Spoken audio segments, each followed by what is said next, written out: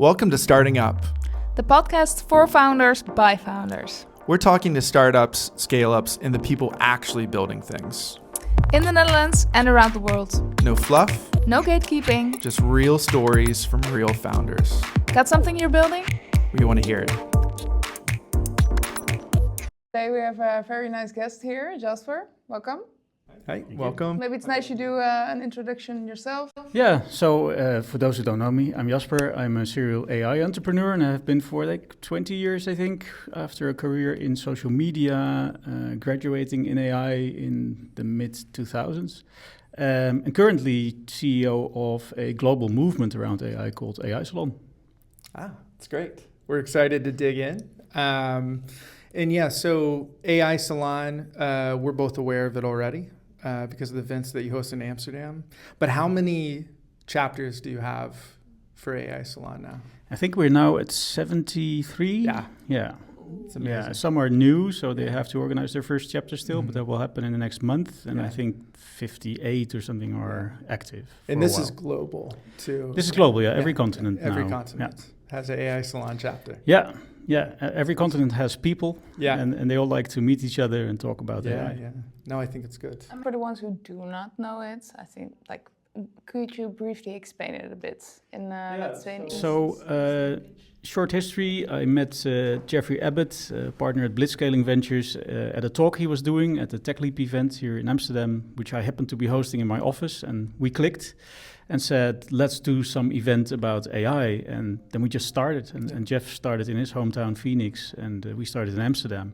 And I think we are now at the 17th edition or something. Wow. And it's a global thing. It just grew organically, and we were kind of surprised by it. And now we're running it as our day-to-day job almost. Which is wild. Yeah, it's wild. Yeah. And the format is really simple. It's very informal, so no suits, no business, no pitches. Well, there are pitches, but no business pitches.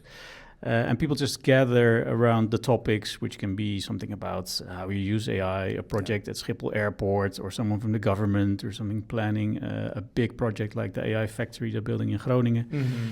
And then we have pitching rounds. And in Amsterdam, that format is more like a stand-up comedy show. So we have 30 to 40 people pitching within a minute without slides. So you really have to make a first impression that makes people find you later on in the same room.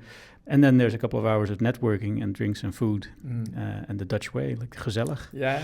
And we just copy that all across the globe. Yeah. Now, 30 to 40 people pitching a minute apiece is pretty hardcore. You also went, right? Yeah. No, it's I think it puts people, because it's the ultimate elevator pitch with no slides to depend on or anything. Yeah, like that. and the benefit that in an elevator you fit 5 people and now you have 100. Yeah. And they have to get it. They either get it or they don't. You can practice. You can come back and try again. Yeah. I've seen people do it 5 or 6 times in a row. Was Amsterdam the first location, or was it? Technically it was, because where Jeff and I met was in Amsterdam, but I think the first event that was called AI Salon was in Phoenix. In Phoenix? Yeah. Okay. In the US? Yeah. That's where Jeff lives. Okay. So AI is really booming right now. You said it's the 17th edition already. Does that mean it's like 17 years already? No, the 17th edition of AI Salon Amsterdam. Yeah. No, AI is way older. AI is from the 1950s. Yeah, but of course now I think a lot of people maybe didn't know it before. Now it's really booming, right? Again, yeah. Yeah. So I started studying in 1995, guess my age. And then there was a slightly smaller boom, but we can anticipate on what was happening. We keep it alive. Like big companies, big tech, it keeps the boom alive by creating new hypes, right? So deep learning, chats, LLMs, agents. Is there a kind of diagnosis that you can give from that previous jump that happened, where it was do you find that there's a bigger community? Obviously, everybody knows Anthropic and OpenAI, and there's that side, but do you think the community is more supportive at this point, and that's why it's lasting? I don't know. It's like in the 90s you had your first spam filters, maybe, in the end of the 90s. That was AI, that was smart, right? And now we consider it a spam filter, and then you get navigation, and then there's a traffic jam, and it chooses an alternative route by itself. That's really intelligent. We don't call that kind of stuff AI anymore, but true. Moves into our lives and into society, and now we started noticing, and the speed picks up. So we're all about AI, but we were all about IT in the late 90s, 2000s. Yeah, it's kind of like what you call it. Yeah, we were all about steam machines earlier on. Yeah. Well, yeah, I mean, and there's a lot of like the horse and the automobile comparisons, right? When it comes to the new way of working and how we previously worked. And well, you can have this philosophical discussion about what humans are built to do, right? And we just happened to form our society around the concept of having to do a job for 40 hours a week and then 2 days off and then 40 hours. But honestly, I haven't met anyone who is effective 40 hours per week. So a small portion of the day, and the rest is just noise or laziness or whatever. And AI helps us to automate all that stuff. Well, we don't have to walk the field anymore. There's like a tractor doing it really fast. And now we don't have to fill our Excel sheets anymore. There's like AI doing it really fast. So we keep on learning how to automate the stuff that we are not very good at or don't want to do. And then what's left is the interesting discussion that we're trying to stimulate in AI Salon, which is how do people relate to this technology and each other in like 5 years or maybe 2? Because at some point, we cannot keep the current workforce alive and pay them for 40 hours because it's not going to be necessary anymore. So something big needs to change. There are some people in the world who are trying to force change in every direction, but it's usually backwards. But I'm hoping for the moment when it starts going forward. Okay, cool. So where do you want to, like, you probably also, do you have a goal with it? Or are you really a person that says, like, okay, I will go where it goes? Like, I will follow it? Well, the goal is to have really global coverage. We do have that now, but like we want to be in every big city so we can connect that whole community and help founders in Amsterdam find money in Tokyo or in Silicon Valley or wherever. But also have their pitch come out and find customers everywhere, investors to get better deal flow globally, sponsors to reach out to a bigger group. All that still needs to happen. And this year has been catching up for us because it grew so fast that we couldn't keep up. So we asked the chapter organizers, we call them, so each city has a chapter. What do you need? And they said, we need templates, we need help just organizing events, marketing, etc. We need to have some form of contracting, some sort of legal document saying I'm allowed to use the AI Salon brand. And then, just the help in getting sponsors, finding speakers, finding startups to pitch, etc. So that's what we've been setting up in the past 6 months. And now it's time to grow even faster in the second half of the year. Yeah, it's like momentum. You just keep going on that train as far as it goes, right? But what is my goal? Well, I think Jeff and I had this conversation when we were in Lisbon in the fall, when we decided to do this as a global organization instead of loose chapters. And my goal was, I always like to travel. So I said, I'd like to travel the world because of this. And that's turned out to be a pretty good result so far. But there's so many countries. So my ambition is to go all those places that I haven't been yet. 100%. And keep on meeting all these people and seeing whether there's a difference in how people in Rwanda think of AI versus how people in Tokyo think of AI. So far, they all have the same ideas. They're just in completely different cultures and different situations. That's interesting, though. Like you're finding that even geographically or cultural changes, that there's kind of a similar thread on. Yeah, there's no local AI. Really? Right? There's no local development where you can say, like, we as the Dutch, if you go to the Dutch AI Coalition Congress yearly, you'll hear this thing like, how can we be unique and how can we be... I don't remember what they call it, but we contribute something special or we have our own stuff. That's not how this works. Really? I mean, there is no funds available. There's not even electricity available in the Netherlands to do anything like what OpenAI is doing. So, forget about it. Everyone is using the same tool sets because it's not a SaaS business offering this to us. It seems like it, but this is just a theory about... sort of a loose replication of what we knew of the human brain in the late 1950s of the last century, especially if the memory turned into math and scaled to a huge size with all kinds of bells and whistles next to it. And that is the AI we currently have. So it's been coming from all directions for a long time, like 70 years. And this is the end result of it. And now it's claimed by capitalism, big tech in the US, but also that is going to change, obviously. But the technology is not going to stop. Yeah. No, the momentum keeps growing, you know. There's the whole idea of even just like you see semiconductor work and chip size just accelerating that growth as well, which is why you see such a big investment. Huge, yeah, and it's also a lot of hype. It's a lot of geopolitical stuff. Like, oh, look at the Chinese. Ooh. Well, I was in China. Okay, yeah, they're also looking at us. It's like, it's all the same technology, and as humans, as society, we should be glad that we get to automate a huge part of our lives, and we have to redesign the system and think of ways to spread the wealth and make a living if we don't have to work that long. But that's going to come. I think that's a really good way to position around it, right? Because, bringing people together. Interesting the way, like, for me, I'm thinking that it's a hype, like something new. But the way you explain it's like very straightforward. Indeed, we start automating since whenever. The more we can automate and grow, but it's just in a different way. Like, I think also if you don't know much what's happening behind everything in AI, you're like, oh, it's just something cool and new happening again. Yeah, and you see the result of all that work, right? Yeah. So like if you've been living in a country like maybe in India, in some region where there was nothing, no smartphones, whatever, then you step into the first iPhone in series, 12, and you're like, whoa, that went fast. But we know that we had our Nokias just yesterday, right? Yeah. No, it's I think it's a really interesting discussion because it's like, you're seeing about AI, where AI is actually at, which I think is an interesting piece, right? Large language models. We use AI a whole bunch, but, realistically it's trained on data. And now we see AGI.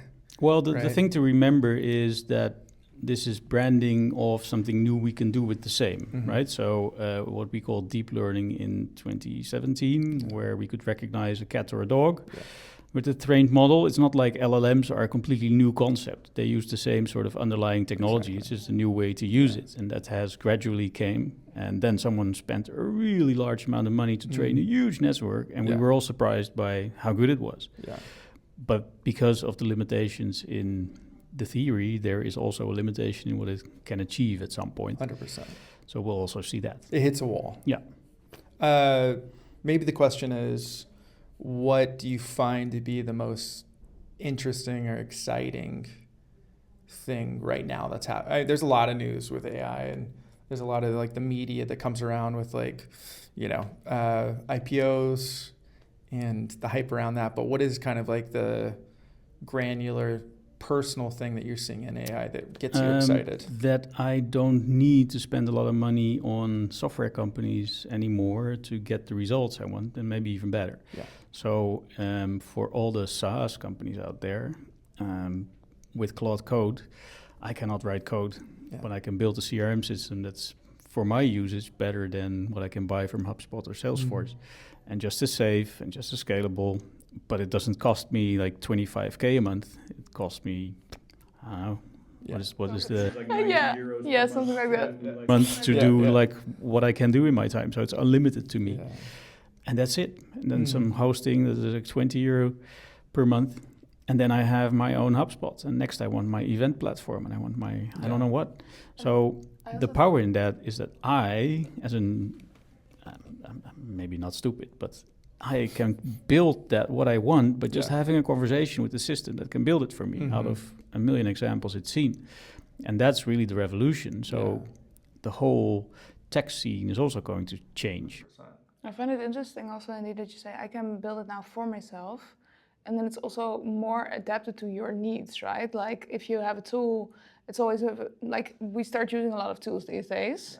We already did it in the past, but like nothing is like completely matching with what your needs are, right? So you either make a mix of, okay, I use this tool, that tool, but indeed this way you can just literally build something that fits to you. Yeah, and then in HubSpot you don't run into this paywall where you say, oh no, if you want that module, that's another 25K. Yeah, Like, another model, another, Yeah. Well, they throw around legacy SaaS, right? And this idea of like, we built these like large systems up and then dominated the industry. As a B2B SaaS founder, I'm trying to navigate this so I don't, endorse these things that you're saying. But it's very true. It's very true. Like, can I build it myself? Yeah, but it's also democratizing. It's democratizing tools that people maybe couldn't access previously. Yeah, we've been talking about it since 2016 when startups started saying we're democratizing AI. That's now happening. Yeah, not by those startups, by the way. But Speaking of 2016, I'm actually also like you're a serial entrepreneur, right? I don't know what a real entrepreneur is. That's someone that just is not afraid to start something on his own and doesn't like working for. Exactly. I think when our goal also with the podcast is that we're very interested to hear, like first of all, maybe like something you really found fun in, like let's say in the years, all of the years you built your experience. What was the thing you found the most fun to build or to work on? Or let's say either it was growing a team, or like what drives you, and what do you think was really fun? I like weird people, and I like bringing weird people into a room and then seeing what happens if you give them something to work on. So, and I used to do that in my parents' backyard when I was a kid. I would build this huge tent and then put in all the pans and stuff and like cooking stuff, and then I just said, here's the dough, let's make some pancakes, and then everyone started doing something. And I feel like I'm still doing that, whether it was in companies, you collect people who want to work with you. I hate being called the boss, so I'm just always one of the guys, and I clean the toilet if I have to, even if I'm the CEO. I don't care. There you go. It's all a group of friends and you're trying to achieve something. These are people you spend the majority of your week with, so you better select interesting people, which I happen to think weird people are usually interesting, and then work with them and see where you can get. And now with AI Salon, it's basically the same, right? People collect into sort of small groups all around the globe, and I just get to visit them and do it myself here in Amsterdam. So that is what excites me. I'm more interested in people. Even when I was studying AI, I graduated in psychology because I was more interested in how people behave than how machines behave, because they are too predictable. So are people in the end. That's why I like weird people. So that's what I do. And for every company I've done that. And I didn't found that company, but I worked at Hives, the Dutch social network. Yeah. That was like a group of 160 friends treating each other more like friends than like colleagues. And that was a really fun experience. So, and I see this with all my former Hives colleagues. They are all looking to replicate that feeling of the special time. Yeah, I think that makes such a difference when it comes to some would say like a flat organization, right? Or bosses that don't want to be seen as hierarchical. Well, there are rules, of course. Yeah, of course. I mean, I don't get drunk with people who work for me.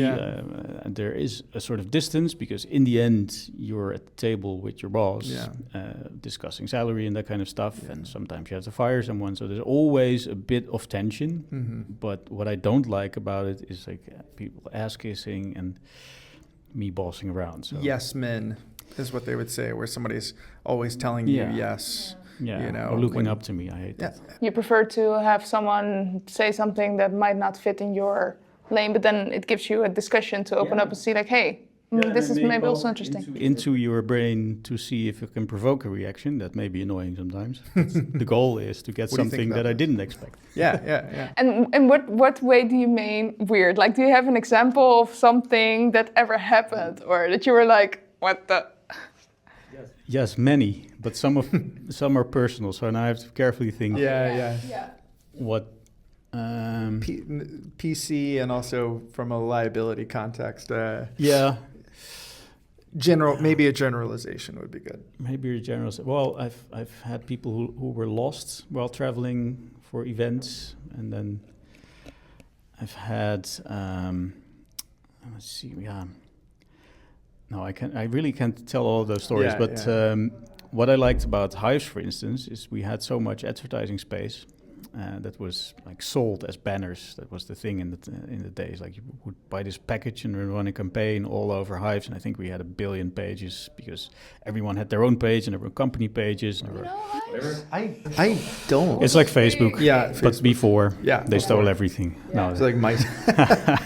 no, they were just international. But Okay. it was all friendly. Before that, each country had its own social network, like Facebook, and then Facebook came up, and then you would go on holiday, meet someone, and say, "Hey, I'm not on Hives." Well, are you on Facebook? And then suddenly there's a tipping point where the international social network wins from all the locals, and that's the same that happened here.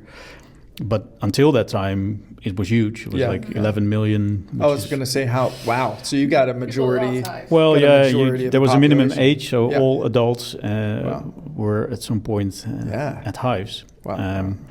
And that was huge inventory, all those pages. So we would go to an airline for a party weekend. We would go to Mallorca or to Greece or whatever the trend was. Yeah. And we would just say, hey, we have like 20K of advertising space to offer. And in return, we want to have a plane. And then we went to Sunweb, a travel organization, and said, well, we want a hotel, 160 people for 4 days, 5 nights, I don't know.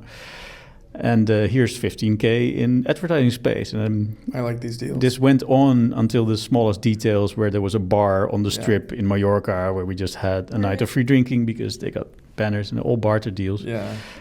That was really a lot of fun. Yeah. Downside was that usually then the next week everyone was sick. Yeah, But with and a then good you don't reason. get any work done at all. Yeah. Yeah, I think something in the news recently is, SpaceX acquiring Cursor, 60 billion. Yeah. This comes around to this loop of kind of, and it's all equity deal, all share-based deal, right? And I don't think sometimes people understand the way that they can barter, speaking of Swap Club, that they can barter some of the value that they're driving for a service. So I think that's an extra nice little benefit that you felt. There's definitely something I learned there. It wasn't me doing it, but there were some really talented guys who knew everything about this. Yeah. And that's where I learned the trick. So today with AI Salon, if we need something and there's someone offering it, then I usually try to just say, hey, we can put your logo on the site and then we want to use it for free. That usually works. Yeah, I think that's good. Shout out Startup Village. Yeah. for our partnership and AI Salon for joining us today. Free benefits on both sides. Yeah.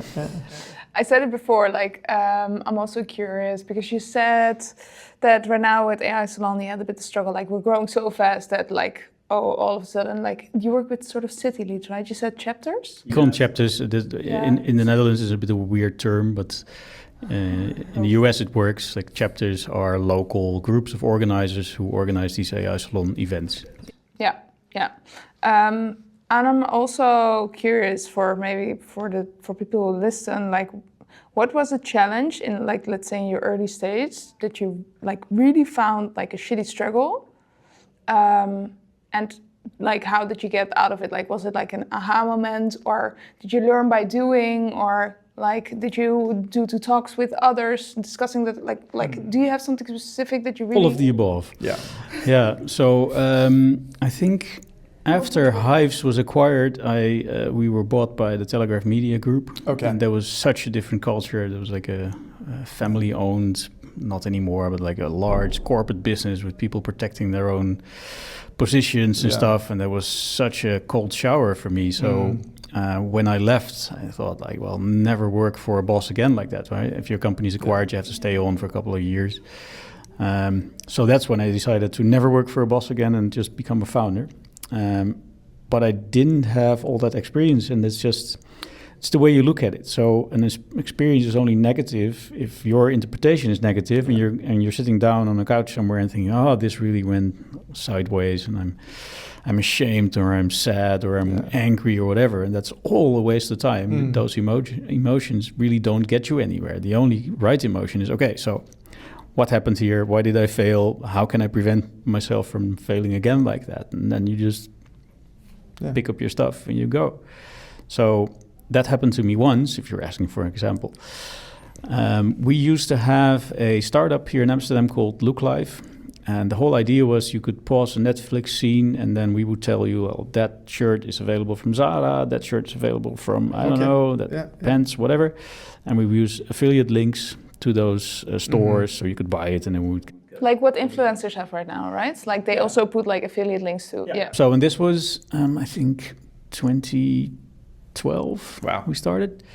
But we used AI for the recognition part, which was at that time really simple. So any shirt, blue shirt, button-down shirt was like available at most stores. So we just indexed those stores, compared it, and the most or the closest one match was probably the item. And then we hired students from the Fashion Academy here to do the difficult parts.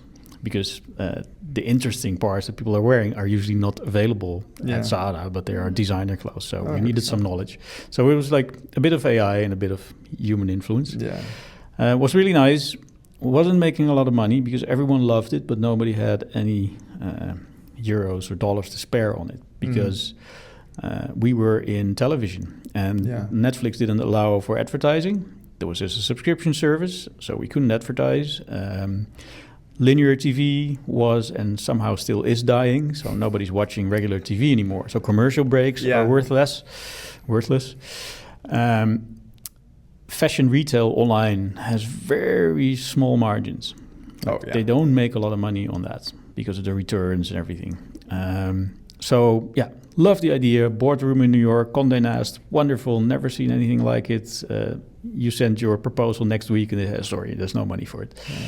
At some point, our investors also realized this. And then there was a night where we had to trigger a new tranche. Right? If you have an investment, you don't get 2 million off the bat. You get like 200K, and you have to have a meeting every time, which slows down your process as a founder incredibly. So investors, don't do that.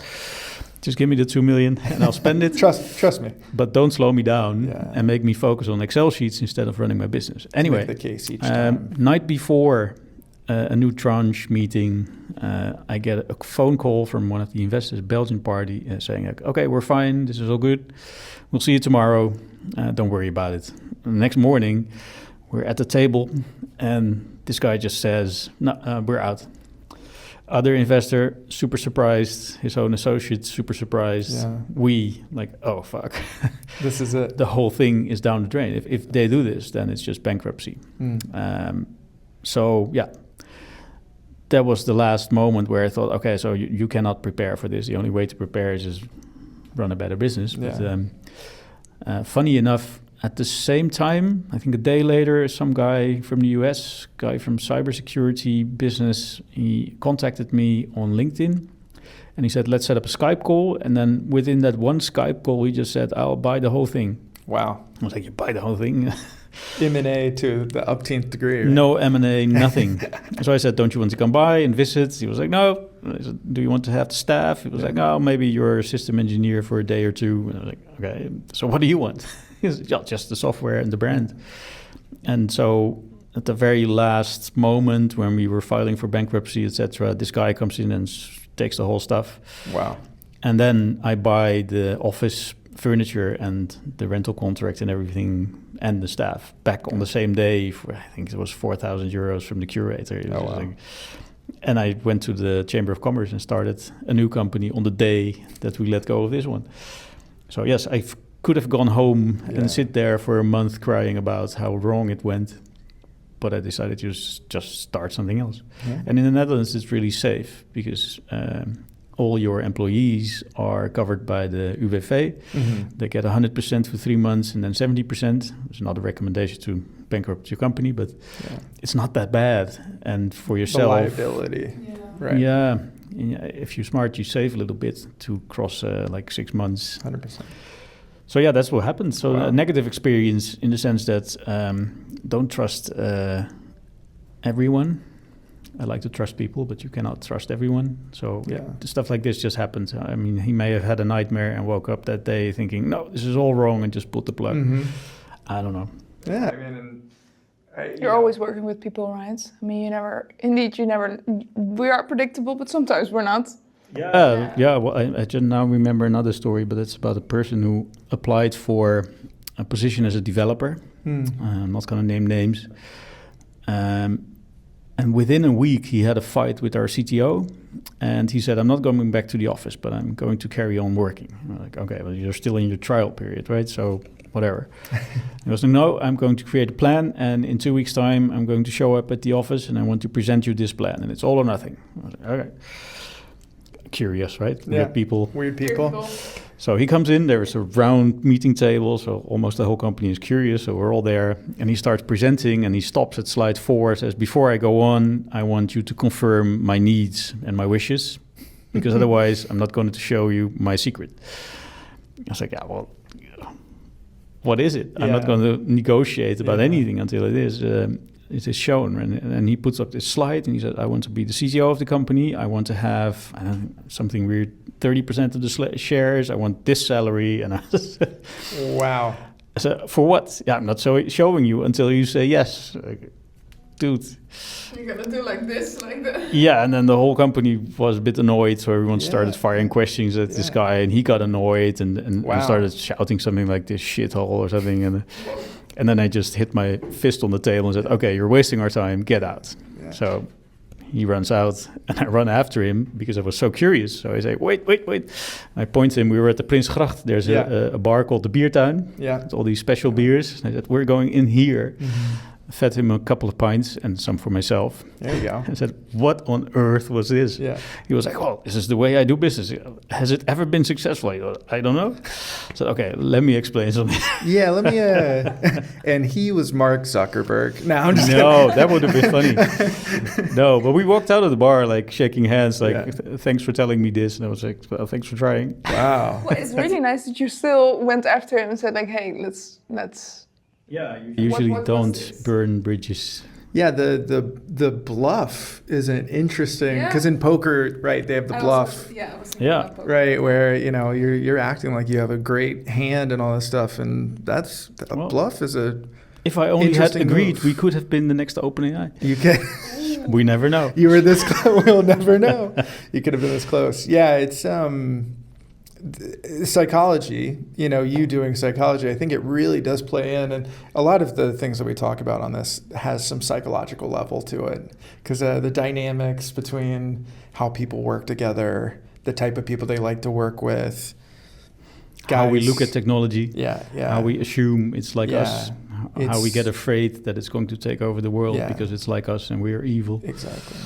But it's also how you handle these rougher moments, right? Like where, people do handle them in different ways. Yeah, so I get the question sometimes at Startup Village from people like, what does it take to be an entrepreneur? Where can I learn? And you have these business schools and stuff. But I really think it's just a personality trait. Yeah. It's how you handle change and how easily you are like discouraged or put off by a negative experience. Yeah. If you come home from work and you go over your day and all you see is negative and what you could have done different, and then don't be an entrepreneur, because probably you'll hate it. Yeah. Because it is the moments where it's really fun and you celebrate success are like on one hand in like 10 years. But the moments where everything hits the fan is like hourly. Very much. Everything can go wrong at any moment, right? And then it switches. Very, very true. I mean, because it's the journey, right? And I think a lot of people are looking at the finish line. Yeah, well, that's the experience. So if you see life as a sequence of experience that you can collect and have fun with, then it's a different story than if you're looking at the finish and say, I want to be a millionaire, so I need to make this company successful. Exactly. Then you'll struggle. Yeah. Because, maybe you are, but then even I know a lot of millionaires who are very unhappy because 100%. Then suddenly the result is there, but they've never learned to enjoy the experience of doing stuff, and then it's just empty. Or they don't have time to actually enjoy their lives or anything else because they're so caught up in it. I know very poor people that are very happy, and I know very rich people that are very unhappy. And they're the same. And few rich people are very happy. But then probably because they built something they loved, and then there comes. Well, or they found a way to enjoy life regardless of what happened in business. Yeah. Because if you cannot enjoy life, if you're not a millionaire, chances are you're not going to enjoy it. If you are, maybe for a little while. Yeah. Driving alone in your Ferrari on a Monday morning. Yeah. it's quite boring because your friends are at work. I thought this was going to be a lot cooler than it actually was. I think I saw some guys at Zandvoort the other week that were doing that for sure. They weren't looking too excited while driving like a McLaren. And then they're thinking, you know? I can be an investor. I have so much money. I can just invest in other people and they will do the work. Yeah. Those are the funniest. Yeah. Those are a different type of weird. Yeah. But also interesting. Yeah, I think I would love to continue to chat, but like maybe we should do that, like ask. Well, I think every time we have somebody on the podcast, we want to make sure that, you know, you get to promote AI Salon, or if you have a specific ask for everybody that's watching, the floor is yours. Well, yeah, of course, come around at AI Salon Amsterdam or anywhere else in the world. Next one is this Thursday. Ooh, okay. It's around the corner at the Hub building. Is it it's a monthly? Well, in Amsterdam it's bi-monthly. Bi-monthly, okay. Well, it happened to be a month after the last one, but we'll take a summer break. We have 6 or 7 events per year and then some pop-up events, as we call them, during other conferences. So we'll have one at the World Summit AI and at the Human X conference, and but those are sort of side events. Yeah. So it depends on the size of the local scene. So I know in Montreal, Canada, they're doing monthly, so 12 a year. Wow. We make 6 or 7 events, and in some places who are quite small, you may have 3 or 4. Yeah, so we'll drop the link for the next one. I don't think this is going to be out by the time this Thursday one comes around. September is the next one, I think. September is the next one, so we're going to put the link at the end of this episode for people to join. Yeah, it's really easy, aisalon.ai. Everyone is welcome. You don't have to be a graduate in AI or work with AI if you're curious about the topic, but more curious about the people who are there, then just come by. Yeah, and I recommend if like you're just exploring the idea of, and you want to see a lot of concepts that are being worked on. Really you want to see other people be enthusiastic about it, have this discussion. And what I learned when we were in Osaka this spring, there was a AI salon in a Buddhist temple, and they had next to the AI salon in the same room, they had a calligraphy course, they had a tea ceremony, and there was a DJ and blah, blah, blah.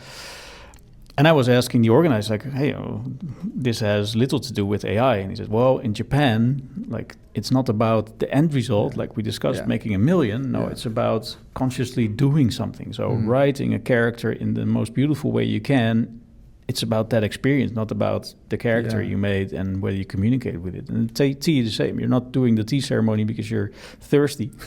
You're doing it to have sort of conscious moments of creating something. And I think that is important for what we are doing now with AI and for the events as well. Like, we need to find stuff on a daily basis to do and to stimulate our mind and make life interesting outside of just this paradigm of work or becoming a millionaire. Because what's left if everything is automated?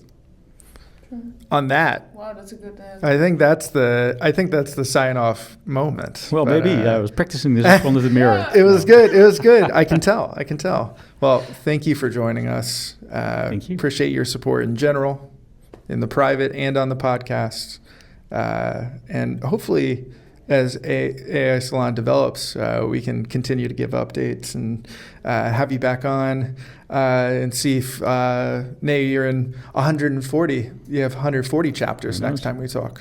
I want to see you pitch again. Yeah, there you go. Thank you. Thank you. Thank you. Thank you, Jasper. Thanks. Yeah.